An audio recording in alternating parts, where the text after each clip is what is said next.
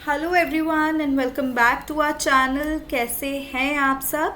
मैं हूं आपकी लर्निंग बडी कशिश कपिश और आज हम पढ़ने वाले हैं नेशनल एजुकेशन पॉलिसी। ठीक है, तो हम सबसे पहले जो हमारी फर्स्ट नेशनल एजुकेशन पॉलिसी आई थी उससे स्टार्ट करेंगे एंड देन फिर हम आगे आगे बढ़ेंगे। ठीक है, तो हम सबसे पहले पढ़ रहे हैं आज हमारी first education policy of India.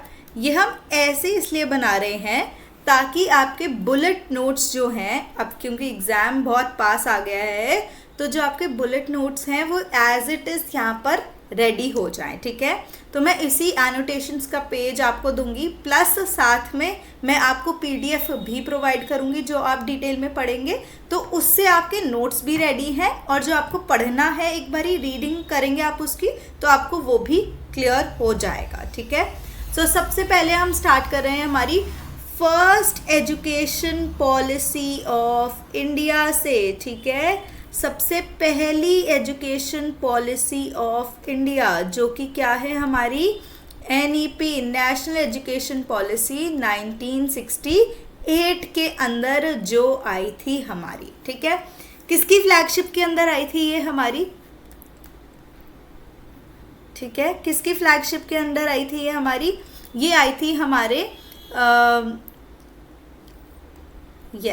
Indira Gandhi ji. ठीक है, इंदिरा गांधी जी की फ्लैगशिप के अंदर आई थी, मतलब कि जब हमारे प्राइम जो थी वो कौन थे, इंदिरा गांधी थी। ठीक है, कब 1968 में। नेक्स्ट आता है किसकी फ्लैगशिप के अंदर आई थी। कभी कभी क्या पूछ लेता है किसके रिकमेंडेशन से आई थी। ठीक है, तो ये किसके रिकमेंडेशन पे बेस्ड है, based on the recommendations of, आगे हम पढ़ने वाले हैं, बहुत इम्पॉर्टेंट कमीशन है। ठीक है, ये हम आई थिंक एनईपी हो जाए, सारी कमीशन हो जाए, उसके बाद पढ़ने वाले हैं। तो ये किसके उस पे आई थी रिकमेंडेशन पे, ये आई थी हमारी कोठारी। ठीक है, दौलत सिंह कोठारी कमीशन के उस पर आई थी, रिकमेंडेशन के ऊपर आई थी। ठीक है, आई होप इतना आप सबको क्लियर हो गया होगा कि कब आई थी, जब इंदिरा गांधी जी की फ्लैगशिप के अंदर आई थी और किसकी रिकमेंडेशन पे बेस्ड है, ये कोठारी कमीशन की रिकमेंडेशन के ऊपर बेस्ड है ये। अब इसके ना 4 ऑब्जेक्टिव थे। ठीक है, कितने ऑब्जेक्टिव थे इसके, 4 ऑब्जेक्टिव्स। तो इसके हम बनाएंगे ऑब्जेक्टिव्स जो कि थे हमारे मेन 4 ऑब्जेक्टिव्स थे, और ये ना बहुत सारे रिफॉर्म्स भी लाए थे। ठीक है, बहुत ही सारे रिफॉर्म्स लाए थे, तो हम वो करने वाले हैं यहाँ पर।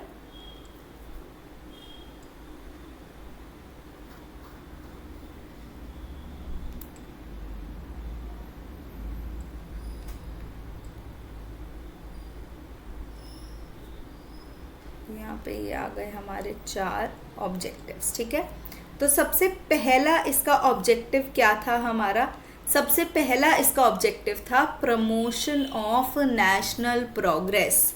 यानी कि प्रमोशन ऑफ नेशनल प्रोग्रेस मतलब कि जो हमारी देश की वृद्धि है, नेशनल प्रोग्रेस है, देश की वृद्धि है, उसको बढ़ावा देना, राष्ट्रीय प्रगति का संवर्धन करना। ठीक है, तो यहाँ पे सबसे पहला इसका जो था हमारा वो था प्रमोशन ऑफ नेशनल प्रोग्रेस।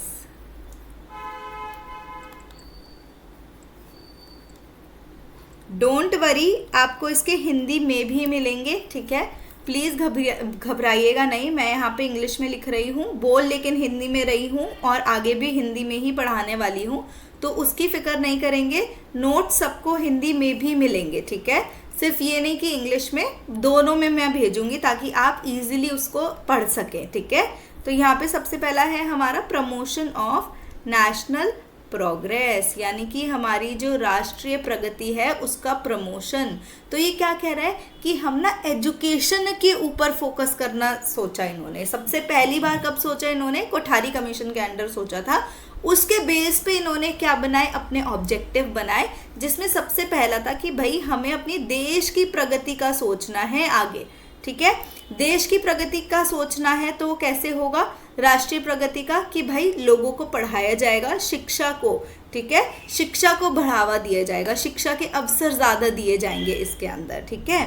तो यहाँ पर सबसे पहले मतलब कि दो चीज़ों से दिए जाएंगे कि पहला तो है कि भाई इकोनॉमिक डेवलपमेंट होगा, शिक्षा देंगे, ठीक है, तो लोगों का नॉलेज बढ़ेगा। तो इससे क्या होने वाला था भाई, इससे होने वाला था हमारा सबसे पहला पॉइंट इकोनॉमिक डेवलपमेंट, ठीक है, यानी कि आर्थिक स्थिति का डेवलपमेंट होने वाला था। कैसे कि भाई जब हम उसके अंदर ज़्यादा से ज़्यादा एजुकेशन देंगे लोगों को तो उनके क्या होंगे, स्किल्स इम्प्रूव होंगे, ठीक है। इससे क्या होगा, इम्प्रूवमेंट ऑफ स्किल्स होगा उनका। अब जब स्किल्ड लेबर होगी हमारे पास तो इससे एम्प्लॉयमेंट क्या होगा, इंक्रीज होगा, एम्प्लॉयमेंट बढ़ेगा तो वो किसको, हमारी जो आर्थिक स्थिति है देश की उसको बढ़ावा देगा, ठीक है, इकोनॉमिक डेवलपमेंट के द्वारा। और दूसरा टेक्नोलॉजिकल एडवांसमेंट, यानी कि अब भाई नई नई जो तकनीकें आ रही हैं उसमें हमें करना पड़ेगा, उसी के द्वारा हमें एजुकेशन को देना पड़ेगा। तो वो क्या कह रहे हैं कि जो मॉडर्न एजुकेशन की तकनीकें हैं वो इसको उनको बहुत ज़्यादा प्रमोट किया गया ताकि जो हम अपना ग्लोबल जो एडवांसमेंट हो रहे हैं उसके साथ मैच कर पाएँ, ठीक है, ग्लोबल के साथ भी तो मैच करना है ना हमने, तो उसके लिए ये बहुत इम्पॉर्टेंट है। आई होप ये वाला पॉइंट आप सबको समझ में आ गया होगा। अब नेशनल प्रोग्रेस के बाद आता है हमारा सोशल, ठीक है, जो सोशल इंटीग्रेशन कह लो, सोशल प्रोग्रेस कह लो, है ना, यानी कि सामाजिक और राष्ट्रीय एकीकरण, ठीक है, सोशल एंड नेशनल इंटीग्रेशन, सामाजिक एंड राष्ट्रीय हमारा एकीकरण, इंटीग्रेशन, ठीक है। अब इनका इंटीग्रेशन कैसे होगा भाई, कि भाई हम उनको दे रहे हैं कि आप ज़्यादा से ज़्यादा सोशल की मतलब सामाजिक तरीके से दो एजुकेशन, ठीक है, मतलब सामाजिक तरीके से यानी कि जो हमारा जो समाज है बच्चे उसी का पार्ट हैं, उसी में जाके आगे रहने वाले हैं, उसी को आगे बढ़ाने वाले हैं। तो अगर हमें अच्छा समाज में रहना है, बेटर हमें अपनी सोसाइटी करनी है, तो हम कैसे करेंगे, सोशल एंड नेशनल इंटीग्रेशन के द्वारा, ठीक है, सामाजिक और राष्ट्रीय एकीकरण के द्वारा हम उसे कर पाएंगे, ठीक है। नेक्स्ट है इसमें क्या क्या पॉइंट्स हैं हमारे, ठीक है, सबसे पहला पॉइंट आता है इसके अंदर हमारा, है ना, हाँ, तो इसके अंदर सबसे पहले हम सोशल इंटीग्रेशन कैसे करेंगे, यूनिटी इन डाइवर्सिटी से, यूनिटी इन डाइवर्सिटी मतलब कि यूनिटी इन ये डी है सॉरी, ठीक है, यूनिटी इन डाइवर्सिटी मतलब कि भाई अलग अलग लैंग्वेज बोलते हैं सब, अलग अलग कल्चर से आते हैं, अलग अलग रिलीजन से आते हैं यहाँ पर, तो ऐसी एजुकेशन पॉलिसी बनाओ जो हर लैंग्वेज का बंदा, हर कल्चर का बंदा, हर रिलीजन का बंदा वो उसे सीख पाए और अपने जो लाइफ है उसमें इम्प्लीमेंट कर पाए और आगे बढ़ पाए अपने लाइफ के अंदर, ठीक है। तो आपको ये वाला पॉइंट आई होप समझ में आ गया होगा, यूनिटी इन डाइवर्सिटी। नेक्स्ट इसके अंदर था कि भाई इक्वल अपॉर्चुनिटीज देनी है हमने तो सबको, ठीक है, सबको क्या देना है, सामान्य अपॉर्चुनिटीज देनी है, किसी के बीच में कोई भी भेदभाव नहीं करना। यहाँ पे ना आरक्षण भी आया था इक्वल अपॉर्चुनिटीज़ के अंदर कि SC ST वालों को आरक्षण मिलना चाहिए, तो वो किस लिए आरक्षण क्यों देते हैं, ताकि जो ये हमारी मार्जिनल कम्युनिटीज़ हैं, पिछड़ी हुई कम्युनिटीज़ हैं, उनके बच्चों को शिक्षा मिल पाए, उसको एनकरेज कर रहे हैं उनकी शिक्षा को कि आप पढ़ो, ठीक है, तो इसीलिए वो इम्पॉर्टेंट है। अब नेक्स्ट आता है इसका तीसरा ऑब्जेक्टिव क्या है यहाँ पर नेशनल एंड सोशल इंटीग्रेशन के बाद, तीसरा है मॉडर्नाइजेशन, जैसा कि मैंने बताया आधुनिकरण इसका, ठीक है, मॉडर्नाइजेशन, ठीक है, मॉडर्नाइजेशन क्या मतलब, आधुनिकरण। भाई मॉडर्नाइजेशन करना होगा, आधुनिक शैक्षिक तकनीकों और ज्ञान की शुरुआत कब से हुई, 1968 से, हमारी पहली जो जब नेशनल एजुकेशन पॉलिसी आई, कि ऐसी कोई पॉलिसी आई जो सिर्फ और सिर्फ एजुकेशन पे फोकस करती हो। ठीक है, तो ऐसी हमारी कौन सी फर्स्ट पॉलिसी है, नेशनल एजुकेशन पॉलिसी 1968 वाली। ठीक है, इसके अंदर इन्होंने बोला कि मॉडर्न एजुकेशनल टेक्निक्स यूज करें और नॉलेज भी हमें होनी चाहिए, उनकी टीचर्स को नॉलेज होनी चाहिए ताकि वो स्टूडेंट्स को पास ऑन कर सकें। ठीक है, अब है कि भाई नेक्स्ट है डेवलपमेंट ऑफ ह्यूमन रिसोर्सेस।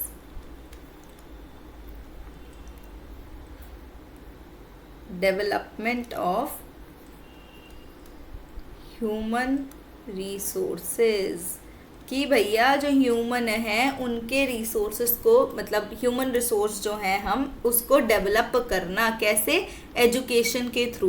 तो जो हमारे इंडिविजुअल हैं किसी को, उसको एजुकेशन के थ्रू उनकी क्षमता को अधिकतम तक पहुंचाना। ठीक है, तो increasing the potential of an individual through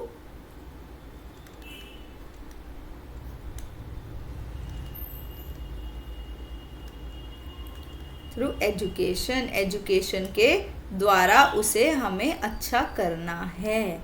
ठीक है, आई होप आपको ये 4 ऑब्जेक्टिव समझ में आ गए होंगे, इसमें कोई किसी को प्रॉब्लम नहीं आई होगी। अब आते हैं इसकी मेन मुद्दे पे कि भाई इसने रिकमेंडेशन क्या दी, क्या कहती थी ये हमें। ठीक है, इसकी रिकमेंडेशन क्या है हमारे पास, तो इसकी की रिकमेंडेशंस क्या है।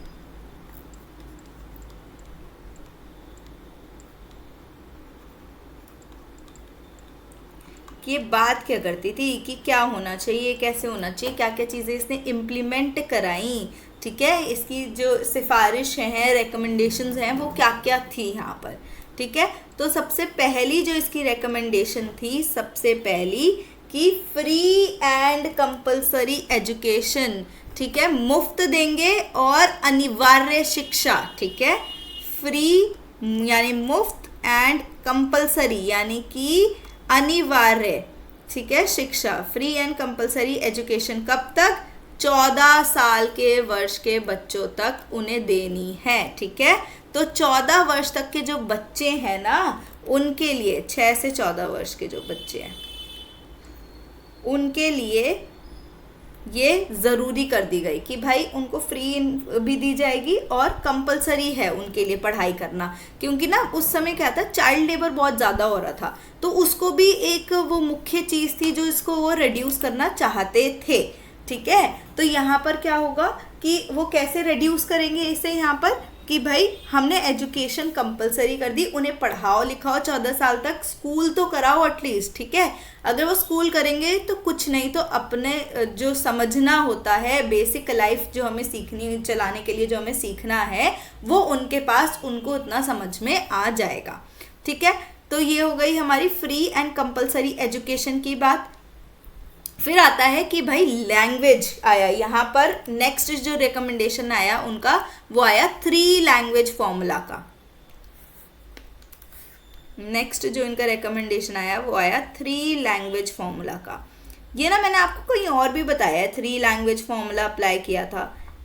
ठीक है, याद करिएगा कहाँ पे बताया है और याद करके ज़रूर बताइएगा कि आपने ये 3 लैंग्वेज फॉर्मूला मैंने आपको किस कमीशन के अंदर बताया था पहले। ठीक है, तो 3 लैंग्वेज फॉर्मूला मतलब कि भाई 3 लैंग्वेज उनको पढ़ाई जाएगी। ठीक है, कौन कौन सी 3 लैंग्वेजेस पढ़ाई जाएंगी यहाँ पर, कि सबसे पहले तो कि भाई एक नेशनल लैंग्वेज यानी कि जो हिंदी हर जगह चल रही थी हमारी, एक इंटरनेशनल हो गई जैसे कि इंग्लिश हो गई, और तीसरा आपकी रीजनल लैंग्वेज के अंदर। ठीक है, तो हिंदी हमारी नेशनली सब बोल रहे थे, तो एक तो हिंदी हो गई। ठीक है, सो देखो यहाँ पे 3 लैंग्वेज बोलेंगे हम, एक तो हमारी नेशनल एक कोई लैंग्वेज हो गई, एक कोई इंटरनेशनल हो गई। ठीक है, और दूसरी हो गई हमारी नेशनल, इंटरनेशनल और रीजनल। ठीक है, तो अब मान लीजिए अगर आप पंजाब से हैं और आप पंजाबी पढ़ना चाहते हैं तो 3 लैंग्वेज फॉर्मूला अप्लाई हुआ कि आपको हिंदी, इंग्लिश और साथ में पंजाबी पढ़ाई जाएगी, यानी कि एक रीजनल लैंग्वेज पढ़ाई जाएगी जिसके अंदर आप पढ़ना चाहते हैं। ठीक है, तो आई होप ये वाला भी क्लियर हो गया होगा आपको। 3 लैंग्वेज फॉर्मूला यहाँ पे, नेशनल, इंटरनेशनल एंड रीजनल। ठीक है, अब चलते हैं हम नेक्स्ट की तरफ। 3 लैंग्वेज फॉर्मूला अप्लाई हुआ यहाँ पर, एंड नेक्स्ट जो इनकी रिकमेंडेशन थी वो किसके ऊपर थी? इक्वल अपॉर्चुनिटीज़ के ऊपर। हमने बात करी ना कि किसी के मतलब कि हम कैसा भी भेदभाव नहीं करेंगे किसी को भी। ठीक है, तो यहाँ पे क्या हुआ? इक्वल अपॉर्चुनिटीज, नो भेदभाव। ठीक है, लिख दूं, नो भेदभाव, किसी के साथ कोई भेदभाव नहीं।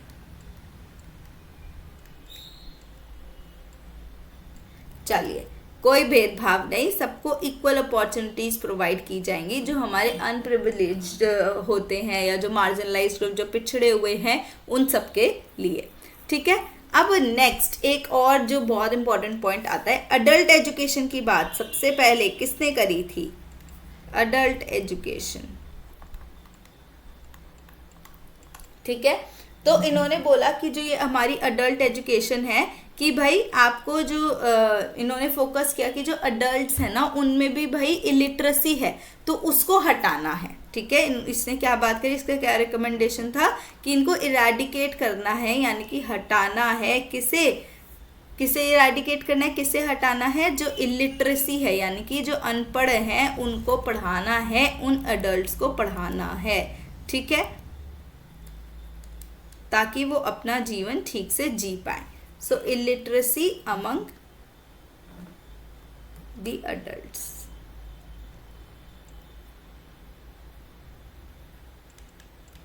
ठीक है, अब नेक्स्ट इसके अंदर क्या बात हुई थी? इनके अंदर बात हुई थी टीचर ट्रेनिंग की। ठीक है, नेक्स्ट इससे बात जो इन्होंने रिकमेंडेशन दी थी वो टीचर ट्रेनिंग से रिलेटेड दी थी। तो हम यहाँ लिख रहे हैं ना जी। तो next is teacher training. Teacher training की बात करी थी हमने यहाँ पर। तो टीचर ट्रेनिंग के अंदर क्या है कि भाई हमें बेटर ट्रेनिंग देनी है, अच्छी ट्रेनिंग देनी है, ताकि जो हमारे टीचर हैं ना वो उनकी क्वालिटी भी इम्प्रूव हो सके। तो जो टीचर्स को ट्रेनिंग देनी है वो कैसी होगी, वो भी किसने रेकमेंड किया था? सबसे पहले NEP 1968 में इसकी बात हुई थी कि भाई टीचर को किस किस बेसिस पे हमने करना है ट्रेन। ठीक है, कौन कौन से पैरामीटर्स उन्हें सीखने चाहिए बिफोर हैंडलिंग अ क्लास। तो यहाँ पर ये आ गया हमारा टीचर ट्रेनिंग। नेक्स्ट आ गया हमारा कि भाई इसमें और क्या क्या बोला था इन्होंने बोला था कि इसके अंदर ना रेडिकल रीस्ट्रक्चरिंग चाहिए हमें, यानी कि रेडिकल मतलब पूर्ण तरीके से हमें इसके अंदर चेंज करना है। ठीक है, तो इसके अंदर पूर्ण तरीके से मतलब कि एकदम पूरा ही बदलना है कि भाई करिकुलम रिवाइज किया, एग्जामिनेशन रिवाइज किया, साइंस एजुकेशन लाए। ठीक है, कि भाई वोकेशनल एजुकेशन लाए, हायर एजुकेशन लाए। तो ये सब क्या है? हमारे स्ट्रक्चरल रिफॉर्म्स आए इसके अंदर। ठीक है, नेक्स्ट इज हमारे स्ट्रक्चरल रिफॉर्म्स आए।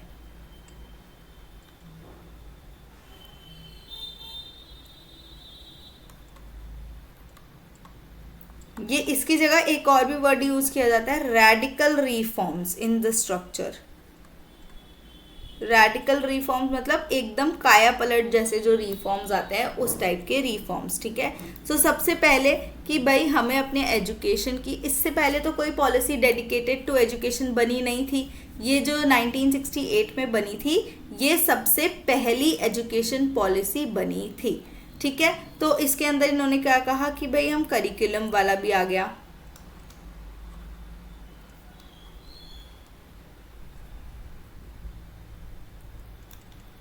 ठीक है, करिकुलम को रिफॉर्म किया हमने, फिर हमने किसे रिफॉर्म किया? एग्जाम को रिफॉर्म किया। ठीक है, फिर साइंस एजुकेशन को, वोकेशनल एजुकेशन को और हायर एजुकेशन को भी इसमें रिफॉर्म करने की बात की गई। इसलिए हमने बोला कि भाई रेडिकल रिस्ट्रक्चरिंग थी। अब ये मैं आपको बता देती हूँ, करिकुलम रिवीजन हो गया हमारा, examination reform,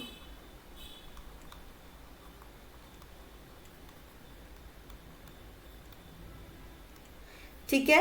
and examination reform के बाद science education, vocational education and higher education.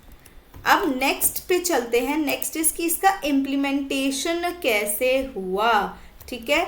Implementation देखने वाले हैं हम हमारे देश की सबसे पहली पॉलिसी का, जो कि सिर्फ एजुकेशन को लेकर डेडिकेटेड है। तो जो ये हमारा फर्स्ट है ना करिकुलम डेवलपमेंट, असल में ये क्या था कि ये ना करिकुलम को कह रहे थे कि जो हमारा पाठ्यक्रम है बेसिकली उसको रिवाइज करेंगे, मतलब कि उसको दोबारा से उसके अंदर रिफॉर्म्स लेके आएंगे। किस टाइप से रिफॉर्म्स आएंगे? जो कि हमारे मॉडर्न नॉलेज है ना, आधुनिक नॉलेज और आधुनिक जो हमारे स्किल्स हैं, कौशल है, उसके बेस पे होगी, ताकि जो हमारे स्टूडेंट्स हैं, जो हमारे बच्चे हैं, वो कौशल डेवलप कर पाए जो उनको आगे जाके काम आने वाले हैं। तो आधुनिक ज्ञान और कौशल से ये रिलेटेड है। मॉडर्न हमारा एजुकेशन जो था उसकी बात यहाँ पर हो रही है। मॉडर्न एजुकेशन एंड स्किल्स को इंटीग्रेट करना था इसने इसके अंदर, ठीक है। नेक्स्ट आ गया हमारा कि भाई एग्जामिनेशन के अंदर भी रिफॉर्म आएगा, कि हम कैसे हमारा जो परीक्षा हो रही है उसमें कैसे सुधार लाने वाले हैं। तो भाई ऐसे लाने वाले हैं कि भाई उसके अंदर हम ऐसा एजुकेशन सिस्टम लाएं, ऐसा एग्जामिनेशन सिस्टम लाएं, ताकि वो जो स्टूडेंट्स हैं, जो हमारे छात्र हैं, उनका मूल्यांकन अच्छे से कर पाएं और जो उनकी कैपेबिलिटीज़ हैं, ठीक है, क्या उनके अंदर अच्छाई है, उनके जो भी स्ट्रेंथ्स हैं, उनको अच्छे से पहचान पाए। तो जो हमारी परीक्षा प्रणाली है ना, तो यहाँ पे एजुकेशन जो हमारी परीक्षा प्रणाली है, ये परीक्षा प्रणाली जो है ये हमारी, इसके अंदर बेसिकली इम्प्रूवमेंट की बात की गई थी कि भाई जो हमारे छात्र हैं उनकी क्षमताओं का बेहतर जो हम आलंकन कर सकते हैं वो, ठीक है। तो असेसमेंट ऑफ नॉलेज ऐसा कह सकते हैं, assessment of capabilities of students capabilities, ठीक है। अब नेक्स्ट आ गया कि भाई साइंस एजुकेशन, विज्ञान के ऊपर बहुत ज़्यादा इन्होंने जोर दिया कि भाई आगे जो हमारा फ्यूचर है, आगे आने वाला जो हमारा टाइम है, जो फ्यूचर है, वो किस पे है? वो हमारा विज्ञान में है, ठीक है। आई होप मैं अब आपको दिख रही होंगी, मैंने अभी अभी रियलाइज़ किया कि कैमरा ऑन नहीं था। सो नो इश्यूज़, हम आगे पढ़ रहे हैं यहाँ पर। तो अब हमारा नेक्स्ट आता है कि भाई साइंस एजुकेशन की बात करी उन्होंने कि साइंस जो हमारी विज्ञान है उसके ऊपर उन्होंने बहुत ज़्यादा फोकस किया कि भाई विज्ञान को बढ़ावा देना है। अगर हमें ग्लोबल यानी कि पूरे विश्व के साथ आगे बढ़ना है तो हमारा जो इंडिया है उसके साइंस में भी जो सुधार आना चाहिए, ठीक है। नेक्स्ट इज वोकेशनल एजुकेशन, यानी कि व्यावसायिक शिक्षा जो आपको नौकरी के लिए तैयार करे, ठीक है। क्योंकि टाइम ऐसा था, अगर आप याद करें तो उस समय बहुत सारे ब्रिटिशर्स और ऐसे ये सब वो वाले रिफॉर्म्स आ रहे थे, ठीक है।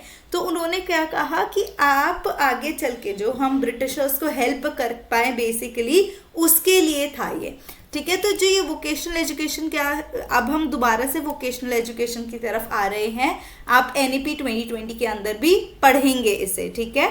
सो इसके अंदर क्या हुआ कि व्यावसायिक शिक्षा, ताकि वो प्रिपेयर हो सके जॉब्स के लिए, ठीक है, जॉब्स के लिए जो थे वो तैयार हो सके। नेक्स्ट इज हायर एजुकेशन, ठीक है, जो उनकी उच्च शिक्षा है और उनको उच्च शिक्षा और अनुसंधान को इन्होंने इसमें बढ़ावा देने की बात करी, यानी कि हायर एजुकेशन और अनुसंधान यानी कि रिसर्च, इनके ऊपर इनका प्रमोशन किया गया।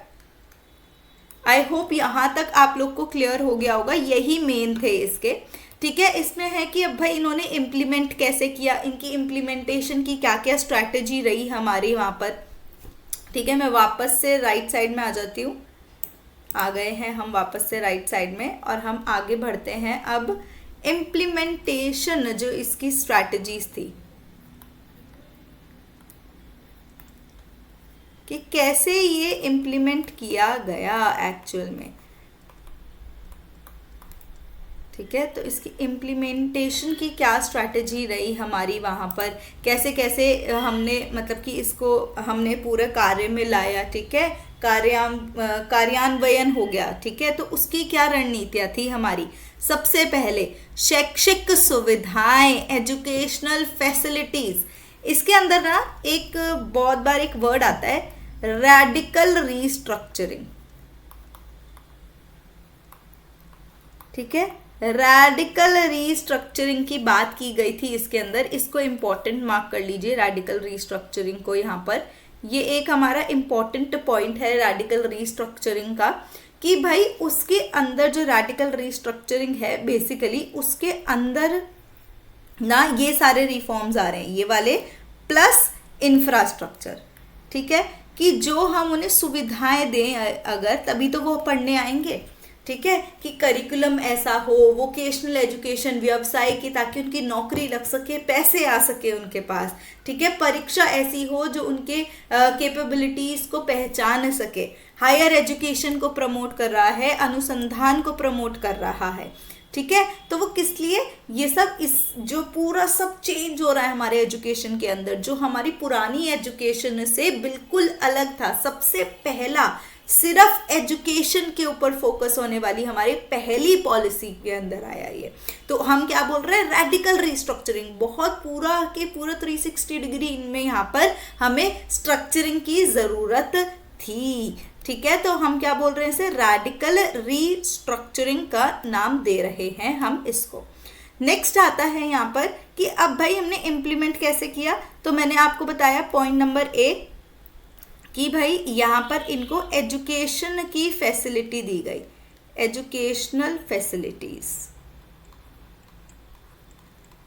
ठीक है, एजुकेशनल फैसिलिटीज़ दी गई।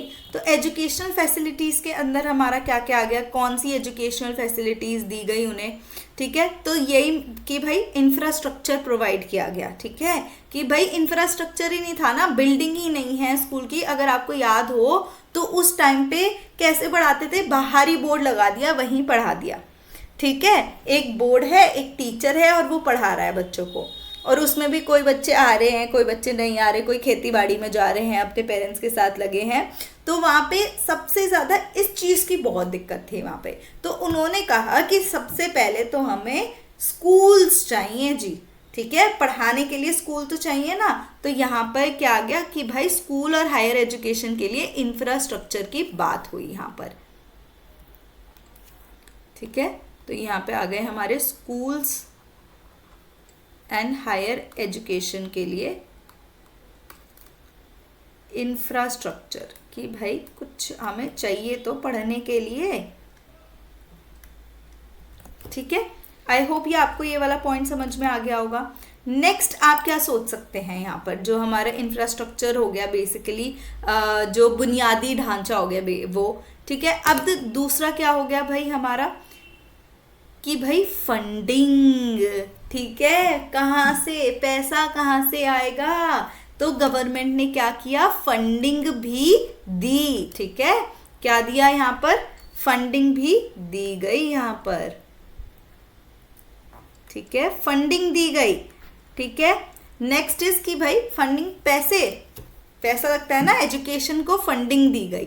अब नेक्स्ट इज उसका प्रशासन, एडमिनिस्ट्रेशन होना चाहिए। ठीक है, किसका, इससे पहले ना एजुकेशन के ऊपर कोई ध्यान दे नहीं रहा था।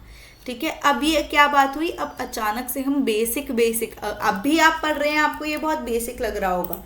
ठीक है, ये तो चाहिए ही हमें, लेकिन जब ये उस टाइम पर था, ये बहुत ही बड़ी बातें थी जो जिनकी हमें रिक्वायरमेंट थी यहाँ पर। ठीक है, तो इसीलिए यहाँ पे हम बात कर रहे हैं, प्रशासन की भी बात कर रहे हैं, फंडिंग की भी बात कर रहे हैं, एजुकेशन फैसिलिटीज की भी बात कर रहे हैं यहाँ पे हम, कि भाई ढांचा ही नहीं होता था। कम्युनिटी, आज भी हम कम्युनिटी इन्वॉल्वमेंट कह रहे हैं। ठीक है, कि भाई हमारा जो समाज है वो भी शैक्षिक गतिविधियों में भागीदारी बने, तब से कह रहे हैं। कब से, 1968 की पॉलिसी से, इससे भी पहले से, कोठारी में भी था वो कम्युनिटी वाला। तो ठीक है, तो ये क्या हो गया भाई, प्रशासन बनाया, उसको बढ़ावा दिया कि भाई एक प्रशासन चाहिए हमें पूरा का पूरा। किस लिए चाहिए, कि भाई हम अपने एजुकेशन को चला सके इंडिया के अंदर, भारत के अंदर। ठीक है, नेक्स्ट मैंने आपको बता दिया कि भाई कम्युनिटी को इन्वॉल्व, समाज को इन्वॉल्व करना है, कम्युनिटी इन्वॉल्वमेंट, ये एक बेसिक इसका पॉइंट था। ठीक है, यहाँ पे जो हमें मेन चीज़ें पढ़नी है इसके लिए, जो इसमें सबसे ज़्यादा पूछी जाती हैं, वो पूछी जाती हैं ये कि भाई इसके की रिकमेंडेशंस क्या थे। अगर आपको दिख रहे हो यहाँ पे, तो इसके ये रिकमेंडेशंस थे। ठीक है, ये जो हमारे 6 रिकमेंडेशन आपको दिख रहे हैं, ये सबसे ज़्यादा इम्पॉर्टेंट हैं। हम फिर नहीं दिख रहे हैं यहाँ पर, ऐसा क्यों भाई, एक सेकेंड दीजिए, हमें ये सॉर्ट करने दीजिए।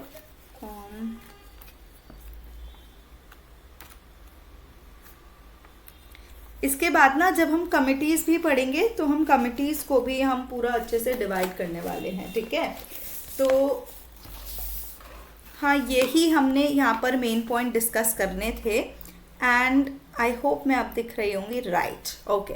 सो ये इम्पॉर्टेंट पॉइंट है, प्लस एक इम्पॉर्टेंट पॉइंट जो फंडिंग वाला पॉइंट है ना, फंडिंग वाले के अंदर यहाँ पर एक बहुत इम्पॉर्टेंट चीज़ की कही गई थी। क्या कही गई थी इम्पॉर्टेंट चीज़, कि भाई 6% किसका, नेशनल इनकम का, जो हमारी देश की इनकम हो रही है ना, उसका 6% किस पे स्पेंड किया जाए, किस पे खर्च किया जाए, हमारी एजुकेशन के ऊपर खर्च किया जाए, स्पेंड ऑन एजुकेशन, हमारी एजुकेशन के ऊपर ये खर्च किया जाए 6%। ठीक है, ये भी इम्पॉर्टेंट है 6%, ये आ चुका है एक बार आपके एग्जाम में 6% वाला पॉइंट। ठीक है, तो ये भी इम्पॉर्टेंट है। आई होप ये आपको समझ में आ गया होगा। अरे ये क्या हो गया,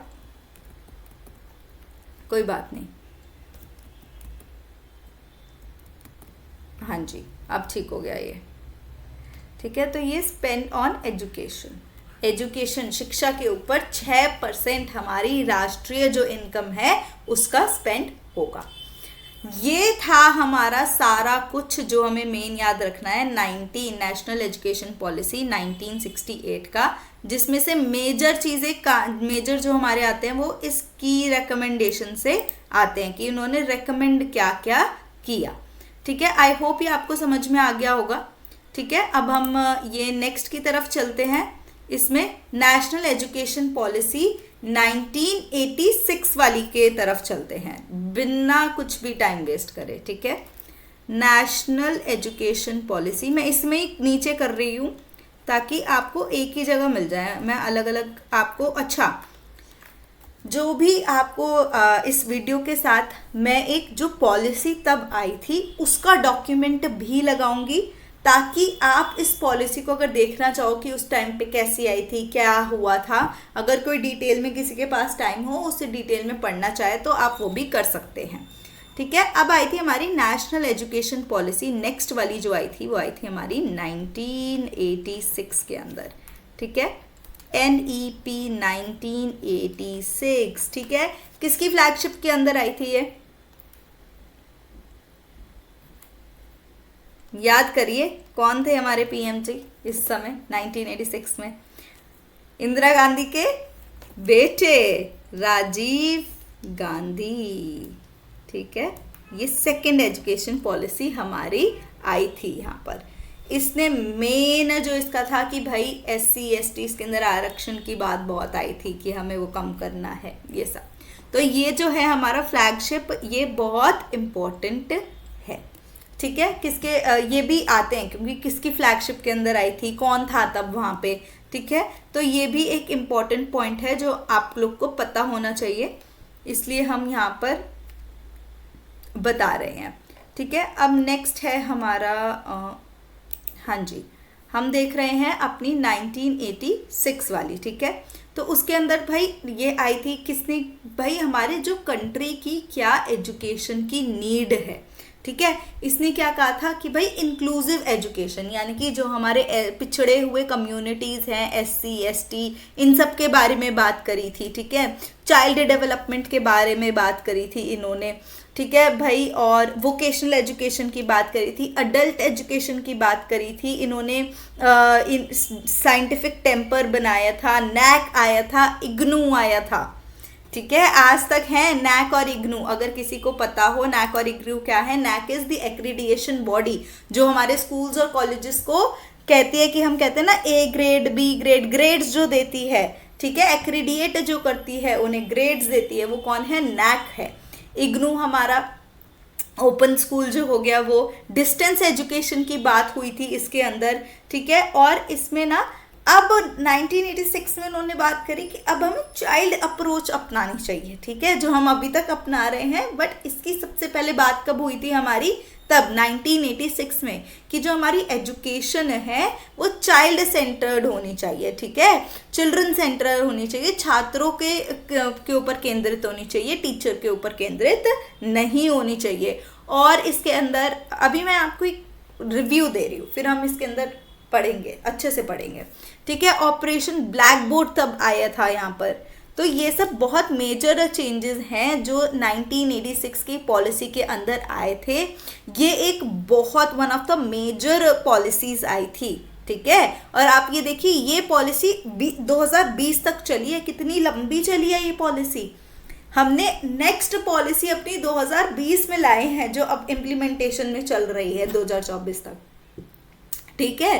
तो जो हमने कितनी पुरानी पॉलिसीज में जो हम सब पढ़े हैं, हम पढ़े हैं, आप पढ़े हैं, हम सब क्या ये 1986 वाली एजुकेशन पॉलिसी के अंडर ही पढ़े हैं। इस पॉलिसी के अकॉर्डिंग ही हमने अपनी एजुकेशन करी है, ठीक है। और इसने क्या बात करी थी कि भाई एजुकेशनल बहुत सारे प्रोग्राम्स आए थे, ठीक है। तो एजुकेशनल एलिमेंट्री एजुकेशन के बारे में बात करी थी कि उसको ऑपरेशन ब्लैक बोर्ड जैसे मैंने आपको बताया। तो सबसे पहले हम ना शुरू से स्टार्ट करते हैं। सबसे पहले इन्होंने छोटे बच्चों के बारे में क्या बात करी, ठीक है। ये हमारा ये आ गया। तो इन्होंने सबसे पहले छोटे बच्चों के बारे में क्या बात करी, इन्होंने कहा कौन सा? अर्ली चाइल्डहुड केयर वाली चीज़ें, ठीक है। तो जो हमारे पुराने, ठीक है, early childhood care and education, जो बिल्कुल छोटे बच्चे होते हैं, उनकी क्या चाइल्डहुड एंड एजुकेशन के ऊपर क्या उनका इम्पैक्ट है, कैसे होगा, ये वो है, ठीक है। तो आरंभ जो बिल्कुल शुरू वाले होते हैं वो, ठीक है। तो बाल विकास जो बेसिकली की हम बात कर रहे हैं, तो ये अर्ली चाइल्डहुड,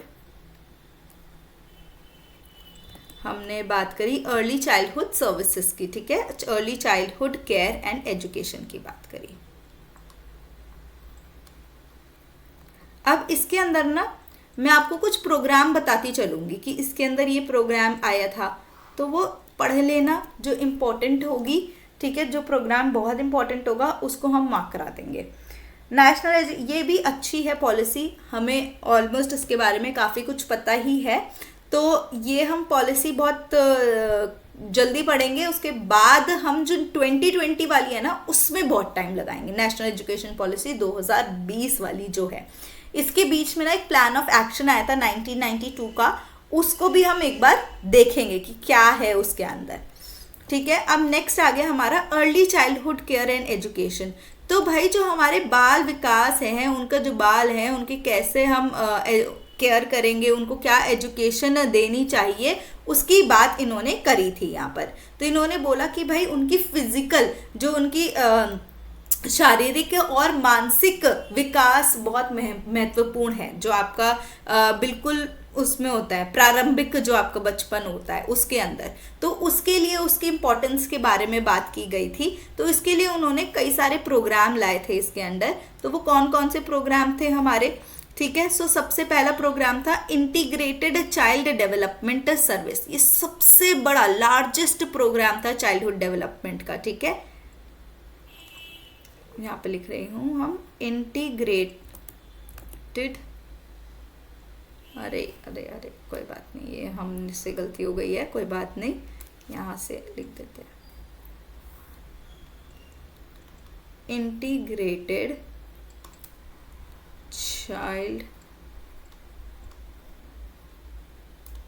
ये आप सोच रहे होंगे कि मैम इस उसमें ऐसे क्यों पढ़ा रही हैं, क्योंकि ये हमें ना, मुझे इस सीक्वेंस में और इसमें ये कहीं मिला नहीं, एंड मैं चाहती थी कि अगर मैं ऐसे पढ़ाऊँगी तो शायद आपको ज़्यादा समझ में आएगा, ठीक है। तो ये भी आपको नोट्स भी मिलेंगे, दूसरे नोट्स भी आपको मिल जाएंगे हिंदी के अंदर जो लिखे हुए हैं।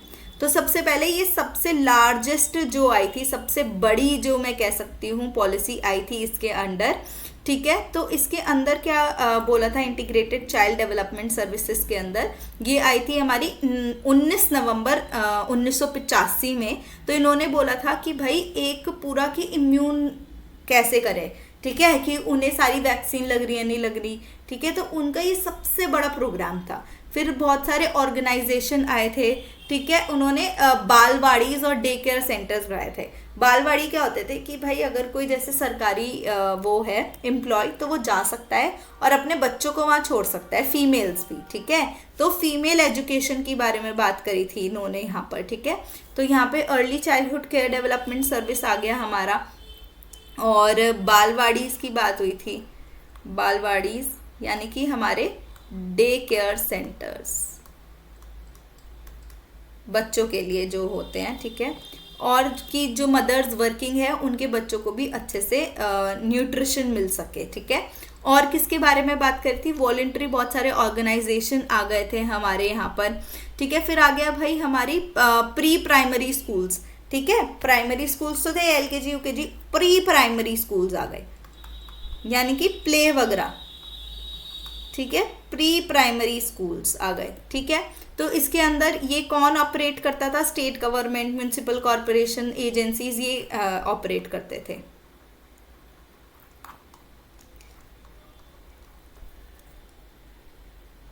म्यूनिसिपल कॉरपोरेशंस, ये सब इसको हैंडल करते थे, ठीक है। तो ये हो गया हमारा प्री प्राइमरी जो हो गए।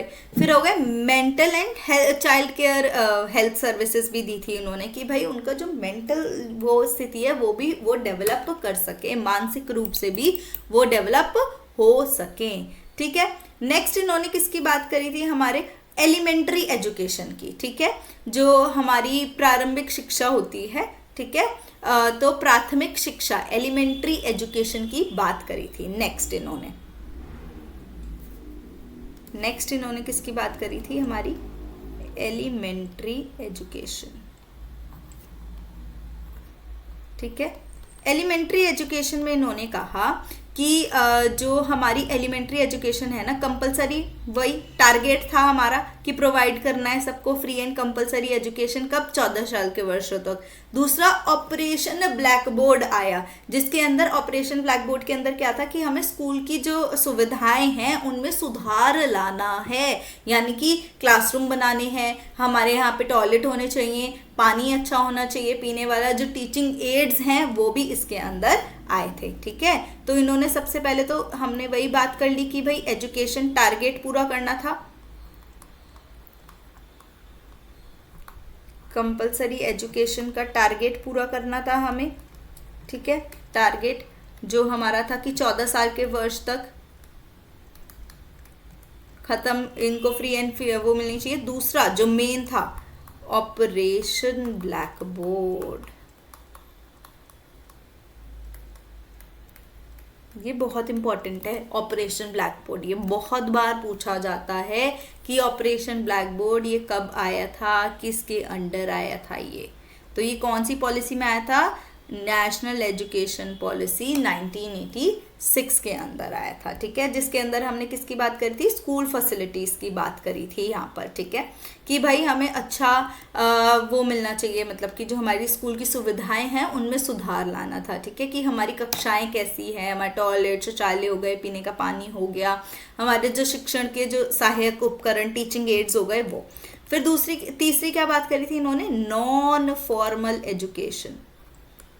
नॉन फॉर्मल एजुकेशन की इन्होंने यहाँ पर बात करी थी कि भाई आउट ऑफ स्कूल चिल्ड्रन भी, ठीक है, कि जो भाई गर्ल्स हैं या वर्किंग चिल्ड्रन हैं उनको फ्लेक्सिबल टाइमिंग दे दी, कभी भी आप कर सको, ठीक है। कि ये नहीं है कि आपको फॉर्मल एजुकेशन ही लेनी है स्कूल में आके, नहीं, आप कभी भी ले सकते हो, सुबह सुबह आके ले सकते हो, शाम के टाइम ले सकते हो। तो नॉन फॉर्मल एजुकेशन के भी इन्होंने माध्यम के बारे में बात करी थी। फिर आ गया एलिमेंट्री एजुकेशन के बाद आ गया हमारा सेकेंडरी एजुकेशन, ठीक है। सेकेंडरी एजुकेशन, इसके बारे में क्या बात करी इन्होंने जी? सेकेंडरी एजुकेशन के बारे में क्या बात करी कि भाई एम्फसिस किस पे लाया इन्होंने? करिकुलम के अंदर बहुत सारे पाठ्यक्रम में इन्होंने सुधार लाए, ठीक है। कैसे सुधार लाए? 3 चीजों के ऊपर इन्होंने जोर दिया। कौन सी 3 चीजें थी? साइंस, ठीक है, हमारा विज्ञान, हमारी मैथमेटिक्स गणित, और हमारी व्यावसायिक शिक्षा यानी कि वोकेशनल एजुकेशन, ठीक है। तो ये क्या करिकुलम रिफॉर्म्स आए हमारे? करिकुलम को किस हिसाब से इन्होंने चेंज किया? ठीक है, 3 हिसाब से चेंज किया करिकुलम को इन्होंने। एजुकेशन के हिसाब से चेंज किया, और किस हिसाब से चेंज किया? एजुकेशन के हिसाब से चेंज किया हमारा और vocational studies, sorry science education, science education, vocational studies and हमारा मैथमेटिक्स। ये इन्होंने बेसिक बताया कि ये इसका बेसिस रहेगा। और अगर आपको याद हो इसी दौरान क्या आए थे, हमने पढ़ा है नवोदय विद्यालय, ठीक है, नवोदय विद्यालय, ये हमने पढ़े हैं, विद्यालय जो हमने पढ़े थे, ठीक है। ये क्या होता है? सब कमेंट सेक्शन में लिख सकते हैं कि नवोदय विद्यालयावास क्या होता है। ये हमने पढ़ा है कि किस लिए था, कौन सी चीज़ों के लिए था, ये आपको पता होना चाहिए, ठीक है। तो हमने किसके बारे में? वोकेशनल एजुकेशन के बारे में बात करी कि वोकेशनल इंस्टीट्यूशंस को बढ़ाना है, एक सीनियर जो हमारे सेकेंडरी लेवल की एजुकेशन है उसको हमने सुधार लाना है, वोकेशनल ट्रेनिंग देनी है हमने, ठीक है। अब नेक्स्ट आ गया हायर एजुकेशन की बात क्या करी थी इसने यहाँ पर? हायर एजुकेशन, हायर एजुकेशन में क्या बात करी थी इन्होंने? हायर एजुकेशन में इन्होंने बोला था कि भाई हमें क्वालिटी को इम्प्रूव करना है। ग्रेटर ऑटोनॉमी किसे दे दी थी इन्होंने? ग्रेटर वो इन्होंने दे दी थी इग्नू वगैरह को, नहीं इग्नू तो ओपन यूनिवर्सिटीज़ में आ गया था, उनको दे दिया था इंस्टीट्यूशंस को, ठीक है, कि आप जो करना है वो कर सकते हो। रिसर्च के ऊपर, अनुसंधान के ऊपर इन्होंने बहुत ज़्यादा वो किया था, विकास को अनुसंधान से जोड़ के इन्होंने कहा कि अनुसंधान का बढ़ावा देना है, तो इसकी क्वालिटी को इम्प्रूव करना है। और क्वालिटी की मेंटेनेंस के लिए कौन लाए थे? ये नैक लाए थे क्वालिटी की इम्प्रूवमेंट्स के लिए, ठीक है। सो नैक कब आया था? 1994 में आया था। किसके तहत आया था? NEP 1986 के अंडर आया था, ठीक है। फिर नेक्स्ट इन्होंने किसके बारे में बात करी थी? हमारी ओपन यानी कि डिस्टेंस एजुकेशन के बारे में बात करी थी।